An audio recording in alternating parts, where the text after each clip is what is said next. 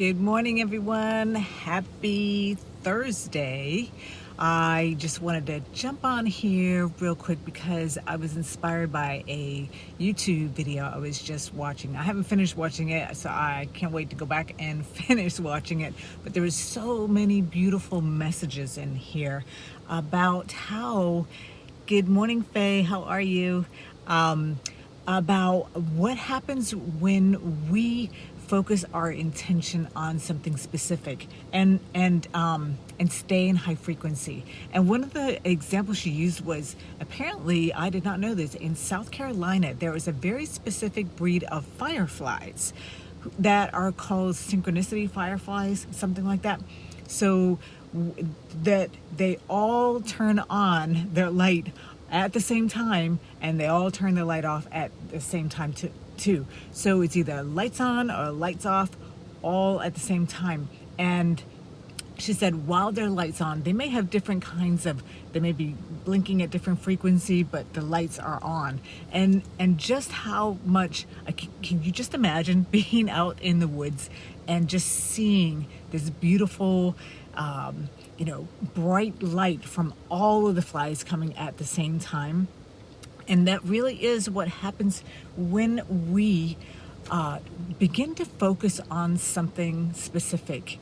So we can truly manifest, and this is about manifestation as well, which sounds like a lot of woo-woo stuff. But there has been a lot of research that shows how being very intentional and very focused on something specific will start to change things. If you look up Lynn McTaggart, she has written 3 books on this topic where she specifically worked with researchers, high-level researchers, double-blind studies, the whole 9 yards.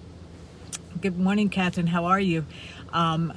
She worked with them, and where they actually were able to measure the changes that happened when people came together, and they were very intentional. And they did both studies with individuals, a single person focusing on something. One that is mentioned a lot in the books is about setting an intention on if a coin is going to be heads or tails, and could the person, if they were very intentional, change the frequency to more heads or more tails. And that's just one example. And she's also done a lot of research with groups of people coming together and sending an intention to maybe a seed, to help a seed grow. And the seed was somewhere else, and the researchers didn't know which seed that they were sending the intentions to, and so on and so forth. And sure enough, the ones that they sent the intention to, they were the ones that started growing, or they grew more than the others. So tons and tons of research that backs up this whole idea of being intentional, staying in high frequency, what that does. And this is why, I called this group Becoming Limitless, because I am so about encouraging and empowering myself and everybody who is ready and willing to become empowered to do so. And how do we do that? For me, a lot of it is with information, gathering information from people who are way smarter than me and having the actual research backing it up, and then actually starting to do the things that have shown to give results. And the more I implement all these things that I talk about, the better my life has become. I am serious. I love my life right now so much. And it's because I've implemented these things.